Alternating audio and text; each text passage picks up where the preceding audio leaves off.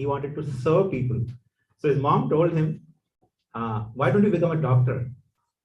And Maharaj told his mom, well, even if I help people medically, they will still die. So even before coming to Krishna consciousness, Maharaj had that philosophical view on the life. So no wonder that he got automatically attracted to Srila Prabhupada and took shelter of Srila Prabhupada, and he has been continuously helping people all over the world to take to Krishna consciousness. Good to see you. So we are very fortunate that Maharaj is here. Let's welcome Bir Krishna Goswami Maharaj by loudly chanting 3 times. Haribol. Haribol! Haribol! Okay, just 1 second. Nice introduction. Let me just. Oh, thank you. Very nice. So let me just get this set up so other people can see us.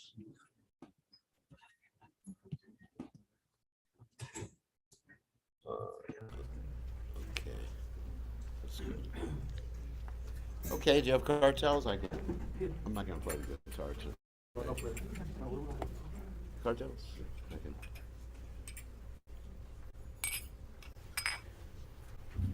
Good to see everybody. Wow, what a nice crowd. I'm impressed. And again, congratulations on this new facility in Sacramento. And it's a wonderful facility, centrally located and located in such an area where a lot of people can come and take prasadam, and we can introduce people to Krishna consciousness. That's really nice. What's that? Another mala? What? After Kirtan, thank you. I appreciate that. We want Kirtan. Want Kirtan? I didn't bring my guitar, but we'll just chant Jai Radha. How about that? Yesterday was transcendental. Everything's transcendental. More Kirtan tonight. Tonight? We're going. Oh, Bart. Well, I'm not sure we're going to do Kirtan. That's tomorrow night. Tomorrow.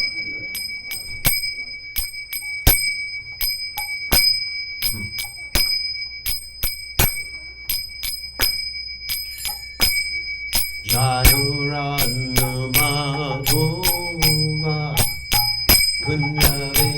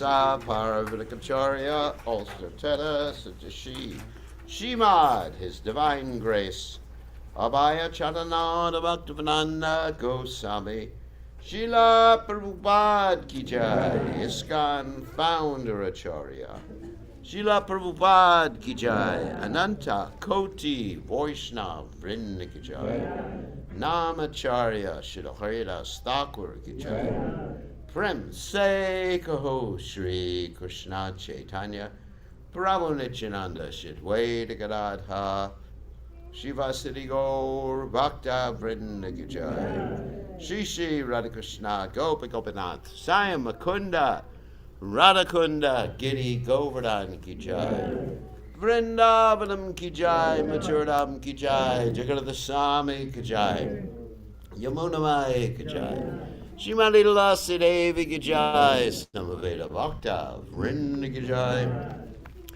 Gaur Premananda Hari Hari Bol. All glorious the assembled devotees. All glorious the assembled devotees. All glorious the assembled devotees. All glories to Shri Guru and Gauranga. Srila Prabhupada Ki Jai. Namo Vishnu Padaya. Krishna Prastaya. Udale Srimati Bhaktivedanta Swami Namani. Namaste Saraswati Deve. Gauravani Pacharani Nivashesha Shinyavadi Paschatya Deshatarani. Somagana Timidandasha Gananjana Shalakya Chakshur and Meditam Yena Tasmai Shigurave Namaha. So I offer my respectful obeisances unto the lotus feet of my spiritual masters, Divine Grace A.C. Bhaktivedanta Swami Srila Prabhupada, who so kindly opened my eyes with the torchlight of knowledge, while I was blinded in the darkness of ignorance. So all of us were or are blinded in the darkness of ignorance. Various degrees of blinding. Anyway, so I thought we speak about something interesting today. It's a Sunday program, so I don't want to get too heavy on the philosophy. Then everyone will be challenging me. Why did you say we have more bhakti than everyone else? You know, so so anyway, I do feel we have more bhakti than everyone else in the Krishna consciousness movement because of Prabhupada, because of Lord Chaitanya, because of Bhakti Siddhanta Saraswati Thakur, and we have the best product. Sorry if that offends someone. Anyway, so everyone else's product is nice. We're not decrying anyone else, but you can see objectively that we basically have the highest philosophical understanding of Ras, the understanding of what's called Siddhanta and Tattva, those three different things. Ras means the taste you're supposed to experience, which comes from Rupa Goswami, and the understanding. And then also Tattva means understand who God is, who we are, what the material energy is, what the spiritual energy is, and of course you have all these other different factors, and bhav, emotions, isn't it? We have elaborate descriptions of emotions, right? That it's just like, well, in Sanskrit it's called alankara, like poetry or drama. So elaborate descriptions of these things. So anyway, but we're not going to go around telling everyone we're the best. The Hare Krishna team, you know, we're the winners. So anyway, well, we appreciate anyone who's worshiping God. I mean, it's wonderful. We can go to any religious ceremony. Like, a few years ago, I went to this Christian ceremony. I was up there chanting with them in the mosh pit. You know what the mosh pit is? No, you don't. Some of you may know what that is. And it was the Hillsong Church, where they have really nice music and they praise the Lord. I was praising the Lord with them, and I loved it. So we're doing praise the Lord too with the Hare Krishna Maha Mantra. So anyway, so enough philosophy for all of you. So now we're gonna tell a story. I think that's good for the Sunday program. The stories are better than too much philosophy. There's a little philosophy mixed in, so don't worry. We're not too much in Maya. So this is a story.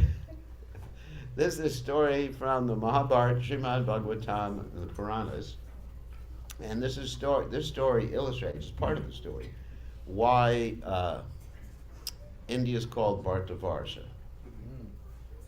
You know, so people wondering, because India is a new term, the word Hindu is a new term. These are all new terms that have just come up recently. But the word Bhartavarsha is the original name, Bhart, for what we call India. Not only India, sorry about that, for this whole area of the world, in one sense, the whole world at one particular juncture, when Yudhisthira Maharaj was in charge, and Parikshit Maharaj after that. But it's just like, and then later on it became more and more confined to, just India, and then you have Pakistan, and then you have Bangladesh, and you have Nepal, and you have Thailand, and what that? Myanmar, yeah. Yeah, Burma, so you have so many different, Cambodia, so many different places that were actually all part of India. I mean, like Singapore. Why is Singapore called Singapore? Does anyone know? Singapore. Why is it called Singapore? Singapore. What? Singapore. Narasimha. Lord Nrsimhadev. Singapore. The place of Lord Nrsimha, the lion. And what is Indonesian Airlines called? Garuda Airlines. So where'd they get that name from? Right, from Bhartavarsha, because they're all part of the greater India at one particular point. And then you go to practically any of these cultures, they actually have stories of the Ramayana too, right? And which are different according to their own culture. They're depicted differently. In Indonesia, they have stories of the Ramayana. Malaysia, they have stories of the Ramayana. Singapore, I mean, the Ramayana is famous all over the world. Anyway, so now we're going to tell the story from the scriptures. So, once upon a time, as all stories start, right? Stories happen in the past. It's historical. It's not just a story. There are stories that are just stories, but this story actually happened. So once upon a time, there was a great sage. His name was Vasishtha Muni. And Vasishtha Muni was minding his own Muni business, which is just being a Muni, which, chanting, having all the nice brahmacharis at his ashram. And along comes a king. And this king was called Visvamitra. And Visvamitra comes, and he's very respectful to the Muni because the Kshatriyas, they're generally very respectful to the Brahmins, right? So he comes in, puts all his weapons aside, and goes in to see Vasishtha, and says to Vasishtha Muni, please accept my humble obeisances, all glories of Prabhupada. No, it doesn't say all glories of Prabhupada. He says, please accept my humble obeisances. And the Muni says, very nice to see you. So please, I want to entertain you and all your 10,000 or 100,000 soldiers.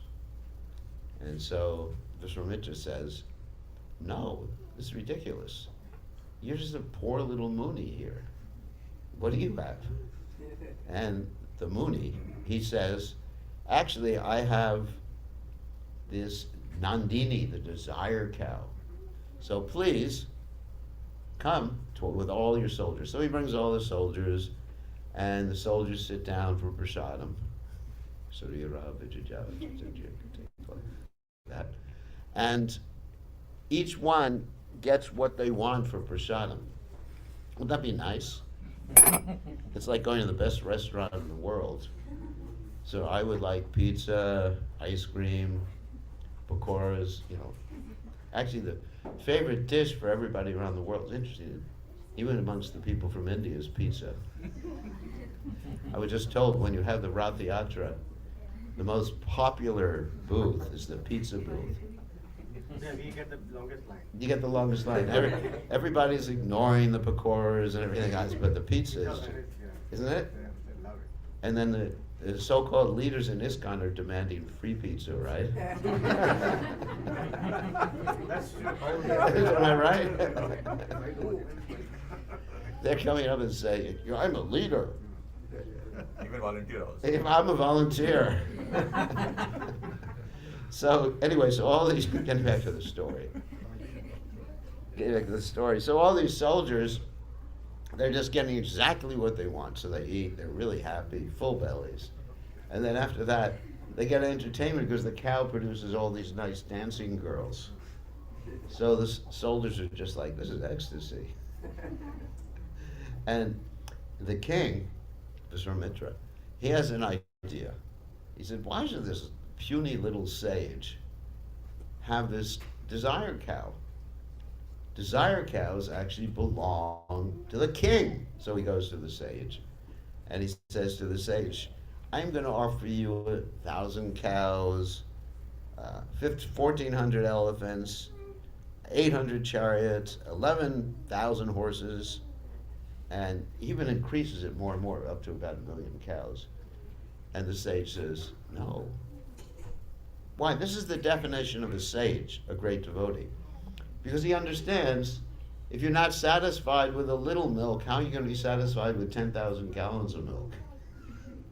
Like Prabhupada said, you can only eat so many rotis, chapatis. So, just like I heard we're getting a roti machine. 1,000 rupees per hour. 1,000 rotis per hour. I think it's ordered, yeah. Yeah, it's coming. It's coming. So some of you are very hungry, but how many of them can you eat? One or two. That's 2, 3. Of course, in the beginning, when Prabhupada started the Krishna conscious movement, he had guests who were eating 25 rotis at one sitting.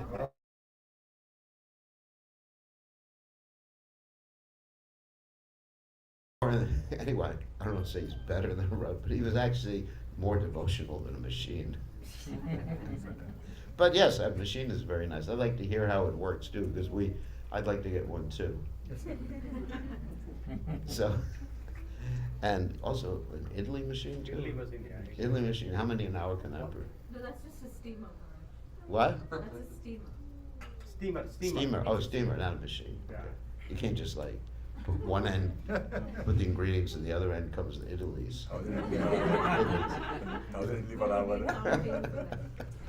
I wish it was like that. So anyway, so basically, the sage refuses. So the king, he decides to take the cow by force, and he's able to take the cow because the sage is not fighting him.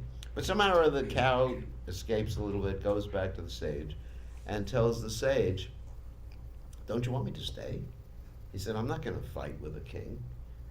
And she says, "Do you want me to stay?" And he says, "Yes, you should stay." And so she gets the order.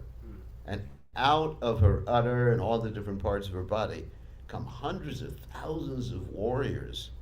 And then they basically kill all the soldiers of Viswamitra. And phew.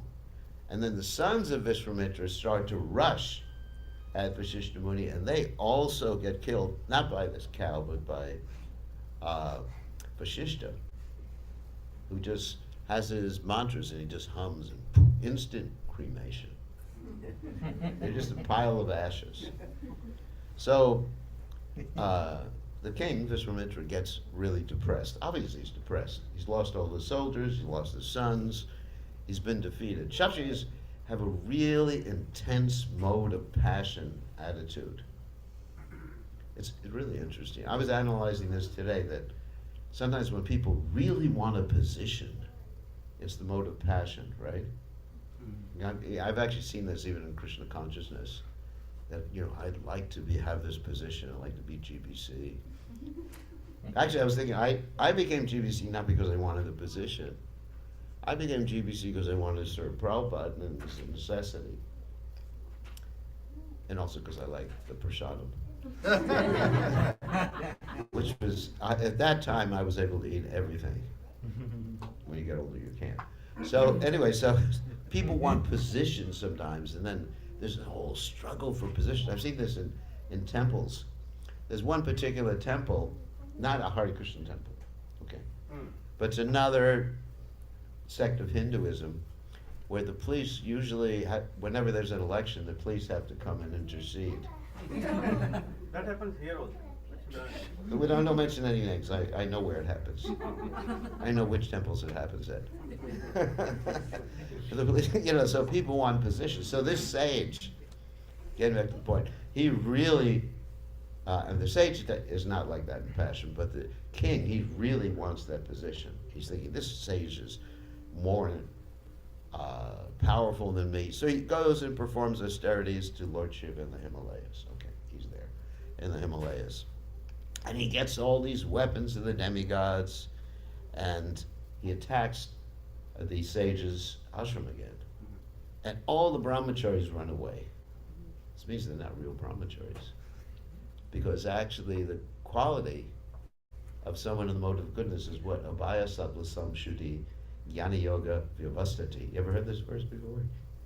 Abhaya, like Prabhupada is Abhaya Charananavinda, someone who's fearless, like Prabhupada came to America, crossed the ocean, heart attacks. You know, if I had a heart attack, I just called 911. I go back home. So anyway, so that's fearless. So anyway, so he attacks the ashram. The brahmacharis run away, but Vasishtha Muni, he's actually really powerful because he's able to absorb all these celestial weapons in his staff, and even absorbs the Brahmastra weapon, which is pretty nice. And Brahmastra is a weapon that if you focus it on someone, it doesn't hurt the person next to them. And it's so powerful, it can be like an atomic bomb. You know, it was used on Parikshit. And then Krishna had to save him, give him a new body. So, very, very powerful. So, Vishwamitra gets very more depressed at this point. So he decides to go on a raw food diet. Become a vegan. It's described in the Mahabharata and the Ramayana. Actually, these are the different sources for the story that I use. And he performs so many austerities. Basically, he goes to this place called Pushkara, which Pushkara is the only place where Lord Brahma is worshipped on this planet. I mean, there may be other places. Actually, in Thailand, he's worshipped too. Anyone's been to Thailand here? Isn't it? They have actually deities of Lord Brahma right in Thailand. Really interesting. Thailand's very interesting. You can buy incense on the street corners in Thailand. It's a great place for preaching Krishna consciousness. Anyway, and they have all sorts of deities of Lord Vishnu, and wonderful place. So anyway, so after a while, Lord Brahma comes, and he blesses Vishwamitra to become a Rajarshi. What's a Rajarshi means? A saintly king, a rishi amongst the kings. And Vishwamitra, he becomes more depressed because, I don't want this. I want to be equal to Vasishtha, who is a Brahma rishi or Brahmarshi. So then, what happens is a very interesting thing. We're going to see how he performs austerities, but he keeps succumbing to anger, and he loses his power each time he succumbs to anger. So this is a very important lesson for us, because we have to control our anger, right? Isn't it? Vajjo vegam, anasakrota vegam, jiva vegam, udarapashta vegam. What does that mean? One should control their pushings of the tongue, belly, genitals, mind, anger, and words. That's from the Nectar of Instruction, which some of you have read, isn't it? So, where does anger come from? Actually, just want to mention, anger comes from frustration of lust. Jayato vishapum sangos tesha pajayate, sangat sanjayate, kama krodha pajayate. So we should be careful what we want, because if we want more than our quota, then we will be succumbing to anger. Because even if you get something that you want, you still get angry, because you get frustrated. So what happens is that this interesting person, he was a king in the line of Ikshvaku, the same line that Lord Ramchandra appeared in. His name was Trishanku. And Trishanku had this idea, I want to go to heaven in the same body. But the problem is, you can't go to heaven in the same body, because I'll explain why, because our body is pretty obnoxious. It's called tridaduke, these substances in our body, which are biomucus, air, and other things that I'm not going to mention right now. And we get old, and it smells. So we get old, we get sick. And the heavenly planets, they have a very high-level body. They don't get old. There's no crying babies there. Isn't it? No crying babies. Because as soon as you appear, you're full grown. That's nice, isn't it? Everyone's beautiful. Mangoes are the size of this building. Bhagavatam says this. That would be wonderful. Just dive into the mango. And they, all the rivers here would be mango juice and all sorts of nice things like that. And ghee. So, and the demigods only eat food fried in ghee. That's interesting. But everyone here eats food fried in motor oil and all that. You just buy your, you just buy like vegetable oil. What vegetable does that mean, Cheapest vegetable, they make oil out of it. So anyway, but the demigods, they only take food and ghee. Really, there's that time when Urvasi came down. You know that story in the Bhagavatam? She said to her husband, Pururava, I'm leaving you if there's any food not cooked in ghee. But she didn't leave him for that reason. She left him for a different reason. So this guy Trishanku comes and he says, I want to go to heaven in the same body. And he goes to Vashishta Muni. Vashishta Muni says, no way. It's impossible. Get out of here. So the Trishanku goes to Vashishta Muni's sons, and they say, you have offended our father, and you're offending us by trying to counteract what our father told you. So therefore, we curse you to become a malacha, a chandala. So all of a sudden, this poor guy, king, he's a king. He's very beautiful, handsome, and everything like that, king. And he has all this nice jewelry on. All his jewelry turns to iron.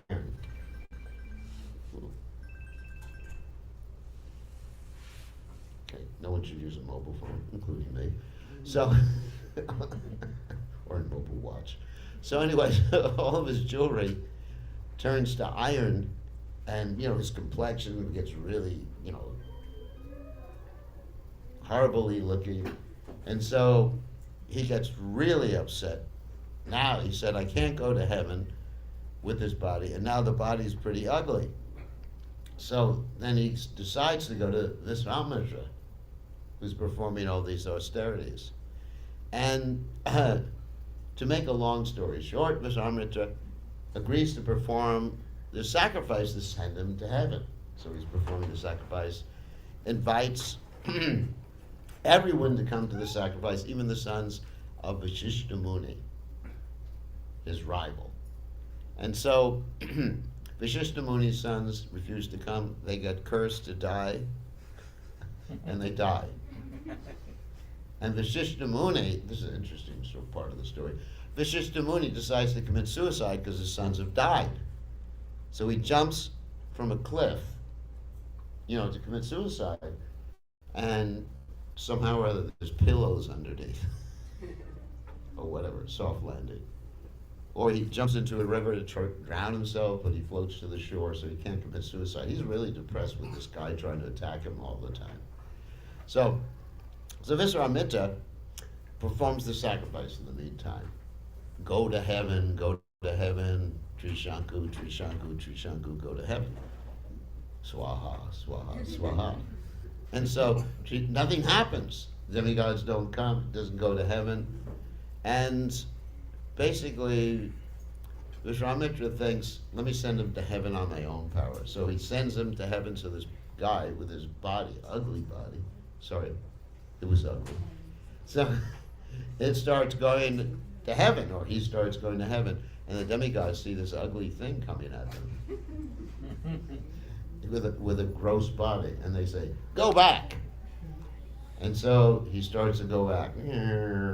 Bloop. Anyway, so And then Viswamitra says, no, go up.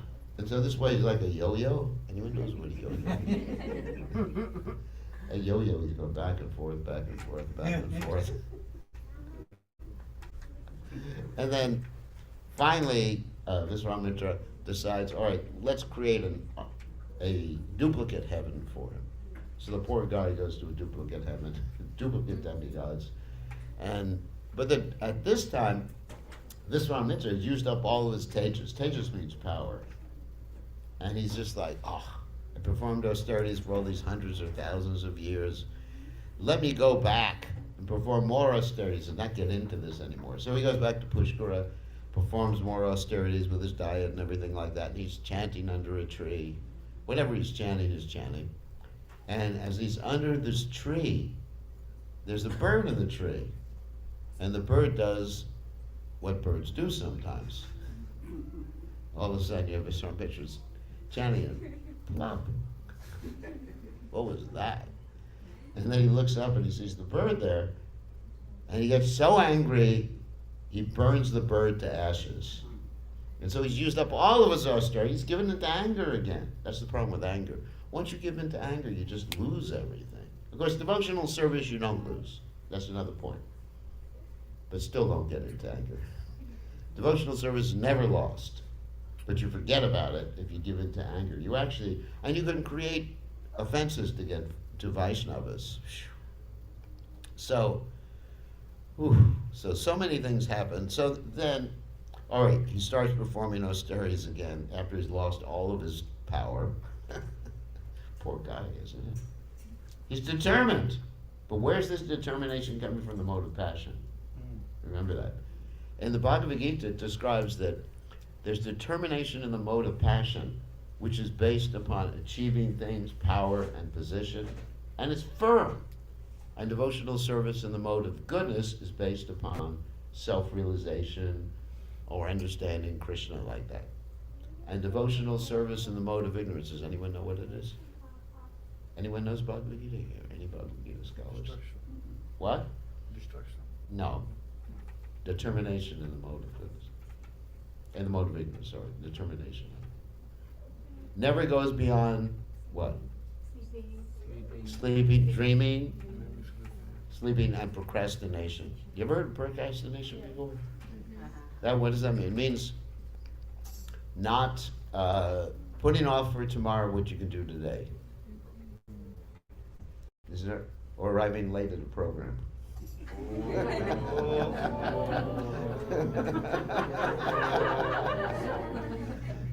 It's called Indian Standard Time. So anyway, Prabhupada was very punctual. It's interesting, the devotees, Prabhupada sent the devotees one time to meet with Indira, not with Indira Gandhi, it was another prime minister. I forget his name right now. Shastri. Yeah, and he was very punctual. That's how you get to be a prime minister. And so so the devotees were a half hour late. After they took all that trouble to try to arrange an appointment with him, they were a half hour late, and he didn't see them. And Prabhupada was really upset with them. Prabhupada was so punctual, actually.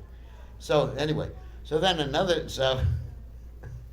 an interesting, I love this story, actually. Then another thing happened. There was a king who had to do in the old days, a human sacrifice. Don't ask me why they had to do a human sacrifice. But they had a human sacrifice. And the person who was supposed to be sacrificed, his name was Sunakshepa. And Sunakshepa went to Viswamitra and asked him, save me. And Sunakshepa said to his sons, one of you should take his place. Vishwamitra said to his sons, one of my sons should take the place of this guy. And they all refused. And then he cursed all of his sons to be like malechas for the next few verses or something like that. And so he also saved Sunakshepa by teaching him some mantras that chant to Lord Vishnu. But still he used up all of his potency getting angry at his sons. That's the main thing. So then this is where India comes in, or Bharatvarsha. After another 1,000 years, he gets the title of Rishi, that means sage, ordinary sage. So then he starts meditating again. And all of a sudden, Indra starts to get really worried that he's meditating for the wrong purposes. The wrong purposes would be that Indra thinks he's going to take over his position. So Indra has a way to deal with people like that. You know, what he does is he sends out all these apsaras from the heavenly planet. And like Menaka came down, that's a particular point. And he also sends down Cupid. Everybody knows who Cupid is? You have Valentine's Day here in America? No. You do. February what, 14th or something? Is that right? All busy. So, anyway, so he sends down Menaka with Cupid, with his arrows, form, taste, smell, touch, etc., like that. And what happens? See if I'm going too long. Not too long yet. So what happens is that this Vishwamitra, when he hears the jingling of the ankle bells of Menaka, what does he do? He says, "Oh, let's get married." And so for 10 years, 10 years he's with her. And after 10 years, he realizes he's in Maya. takes a while. I mean, I guess the heavenly girls are kind of attractive. So he just, and she gets really nervous. Oh my God, he's going to curse me. And he doesn't curse her. She leaves just to get away, and he leaves. He thinks this is all Maya. And but fortunately, or unfortunately, from the perspective, there's a daughter that she's given birth to. And the daughter's just left there in the forest. And so the vultures actually protect this little girl. Vultures? You know vultures? Big bird. So the vultures protect this little girl. And therefore she's known as Shakuntala. That means she's a vulture girl. But she's not a vulture, you know, she's protected by them. And she's adopted eventually by this sage known as Kanva Muni. So he accepts her as his daughter. So she's there. And so she grows up, becomes very, very beautiful. Sage goes out to do some of this Kanva goes out to do some of his sage business, whatever business. And this great king, Maharaj Dushmanta, comes. And he comes to visit the sage, and then he sees in the sage's ashram there's this beautiful girl, and he says to the beautiful girl, "Let's get married." And she says, "I can't get married without my father's permission." And he says, "No, you don't need your father's permission." And so they do this thing called a Gandharva marriage, where you just exchange garlands. You got to be careful who you give garlands to, because you're going to be married. Nowadays, even between two men, it may happen like that. So they exchange the garlands. It's really interesting. And so what happens, exchanging the garlands, they get married, he goes away, gives her a ring, says, "I'm going to call for you later on." So she's very happy, and the king goes back to his place. Father comes in, that is, Kanva Muni comes back. And he says, "Something's happened here." And she tells him. And he says, "Well, it's all right. It's dharmic. I mean, kings, that's the way things went in those days." There's different types of bona fide marriages. One is a Gandharva marriage. Another type is a Rakshasa marriage. That's not bad. Even Krishna had some Rakshasa marriages, right? Kidnapping. And Arjuna had a kidnapping of Subhadra, right? Oh yes, Subhadra kidnapped him, that's right. But actually even Rukmini was driving the chariot, so Krishna could fight with Rukmini. So anyway, so what happened? So what happened is that after a while, this girl, Shakuntala was supposed to go to see the king and, the husband. And she actually has a child, a little boy, a nice, cute little boy. We'll tell his name in a second. So she takes her little son to see the king, and she says to the king, all right, let me go back a little bit. She's been cursed so that the king will forget who he's married to. The reason she was cursed is because Durvasa Muni was visiting the ashram one day, and she was so much in love, she didn't pay attention to him, because she was just thinking, oh, my Dushmanta, Dushmanta, Dushmanta, Dushmanta. It's like we chant Hare Krishna, she was chanting on her beats. Dushmanta, Dushmanta, my great hero. Love is like that, it's kind of stupid. So anyway, from a sannyasa perspective. So anyway, so she was chanting like that, and then she didn't notice Durvasa Muni. Durvasa Muni cursed her to forget, or not her to forget, cursed the king to forget that he was married to her. And then later on she begged Durvasa Muni for forgiveness, and he said, well, when the king sees the ring that he gave you. But on the way to see the king, she actually goes across the river, she has her finger in the river, and the ring falls off. And the fish eats the ring. So she goes to see the king, and the king says, I've never seen you before. Who are you? Get out of here, lady. She said, this is your son. And he says, get out of here, you cheater. I don't know anything about you. All right, so she goes back, and she's crying. So she has to bring up her son, whose name is Bart. And Bart is being brought up.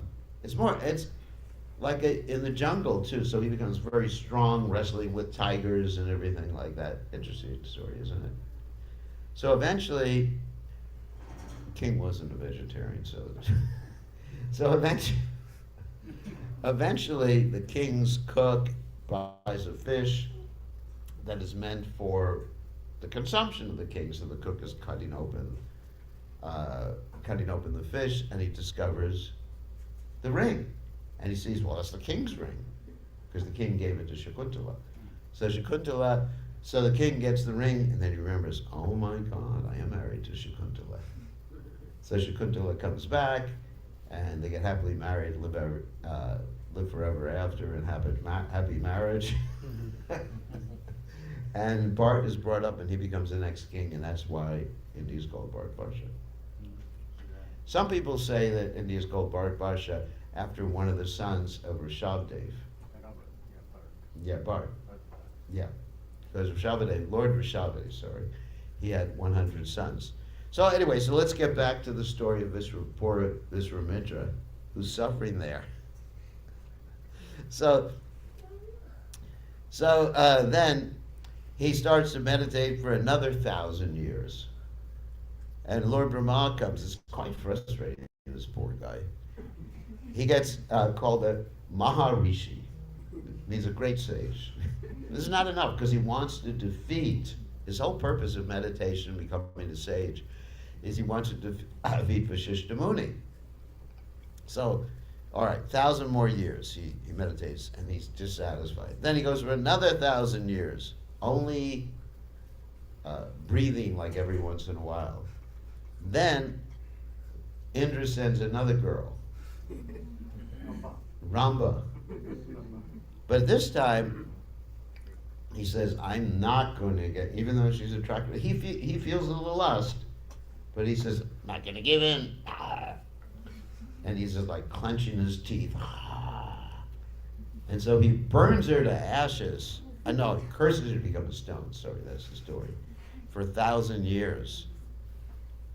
So he loses his austerity again. Because, lust, anger, any of these things actually cause you to lose your tejas, or potency. So then he goes 1,000 more years, and Indra comes and tests him. Indra makes believe he's a sage, a Brahmin, and he asks for something to eat. And because after that 1,000 years, Viswamitra is getting ready to break his fast. He's been fasting for 1,000 years. You're kind of hungry after 1,000 years. And so, but what he does is he tolerates and gives his food away. Interesting, isn't it? And so he's passed the test, but it's not quite enough. So he has to go for another 1,000 years. After the next 1,000 years, he gets the title of Brahma Rishi. And everybody's applauding him. He got Brahma Rishi. And then he goes to Vashishta Muni and he makes friends with him.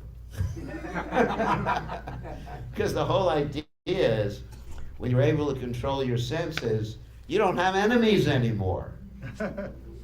Just like it's described. This is an important lesson. It's described one of the main qualities of a Vaishnava is Ajata Shatrava Shanta Sadhava Sadhabhushana. What does that mean? This is from Lord Kapiladev's instructions. Titikshava, Karunika, Surada Sarvadehinam, Ajata Shatrava Shanta Sadhava Sadhabhushana. If you don't know what that means, it means the qualities of a saintly person are, first of all, titiksha. What does titiksha mean? Anyone know? Tolerance. Titikshava karunika. What is karunika? That's an easy one. Yeah, merciful, compassionate with others. Surita sarvadehinam. What does that mean? Surit means what?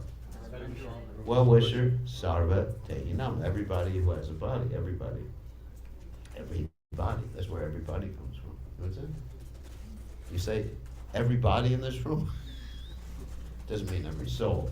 Just means everybody. So, Surita sarva tehinam, ajata shatrava. What does that mean? That means what? No enemies. One whose enemy is never born. Wow, that's interesting, isn't it? Does anyone know who was called Ajata Shatrava? Yudhishthira Maharaj. Because he had no enemies. He didn't want to fight. So Ajata Shatrava and then Shanta. Shanta means peaceful, of course. So these are the qualities of a Vaishnava. And so eventually Viswamitra became a Vaishnava, and such a great Vaishnava that he was able to take Lord Ramchandra and have the association of Lord Ramchandra, and actually became one of Lord Ramchandra's Siksha Gurus, isn't it? In the Ramayana. So that's a lesson for us. First of all these austerities are not going to help you. Another verse I wanted to quote in this regard, and then we can take questions, is as far as austerities are concerned, that's mentioned by Jat Bharat in the Srimad Bhagavatam.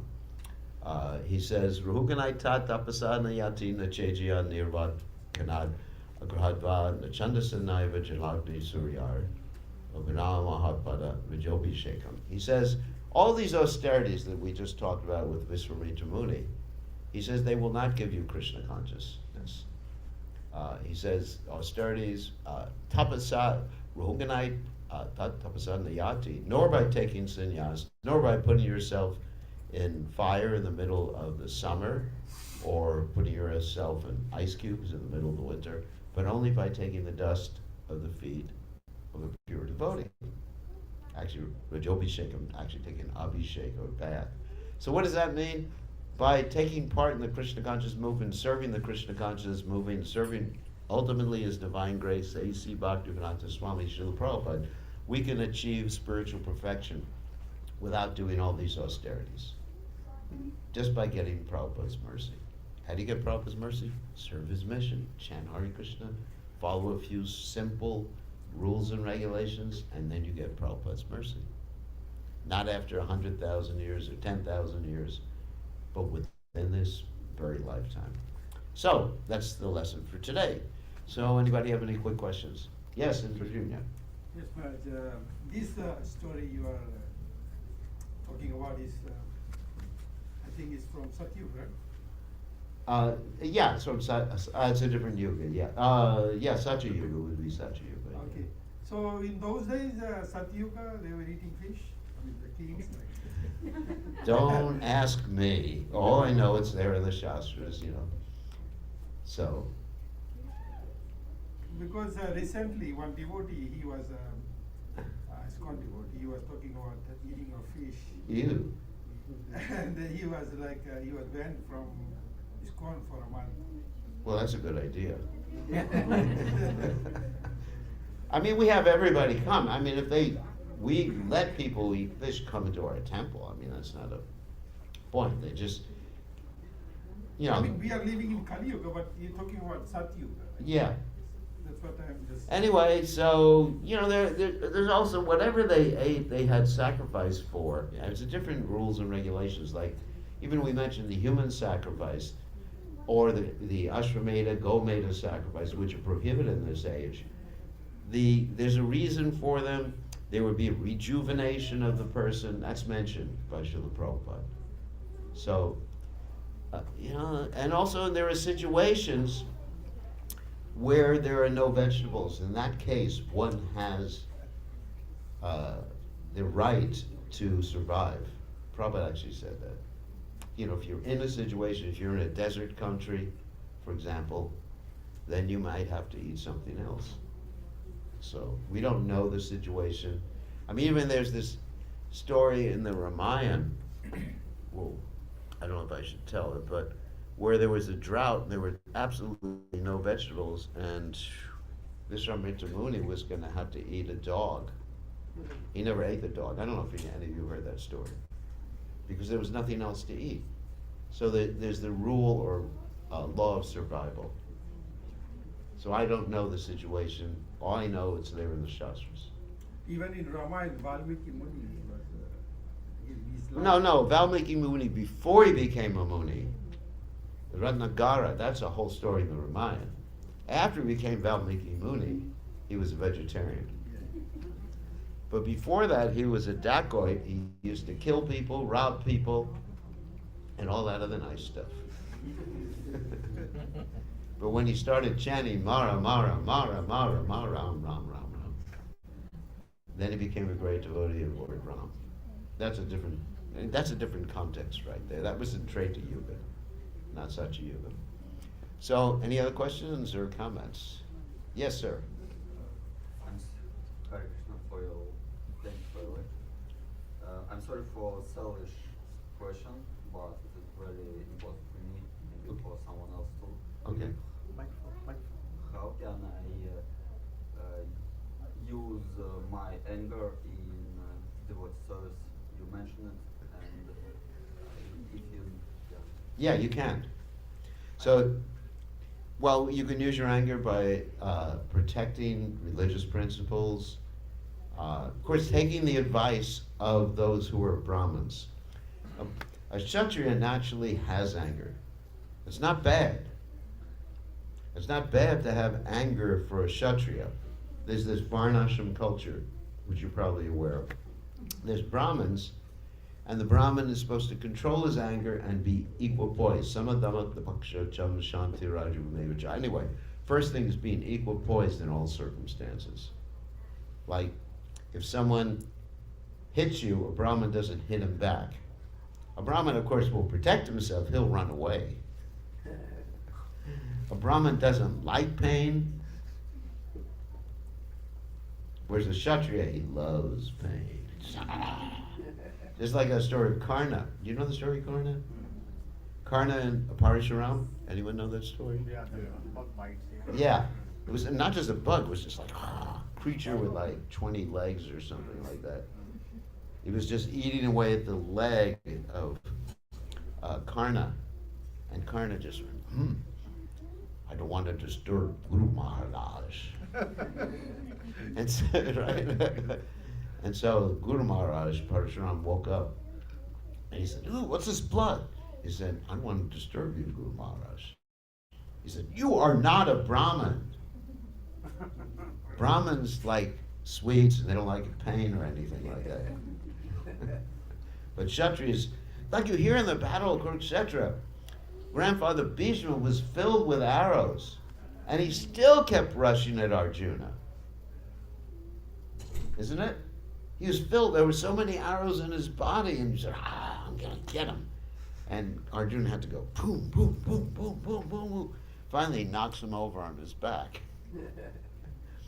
Or you hear the stories, if you read the Mahabharata, you hear about the Kshatriyas, they get hit by an arrow and they just go, whack, and pull it out and keep fighting.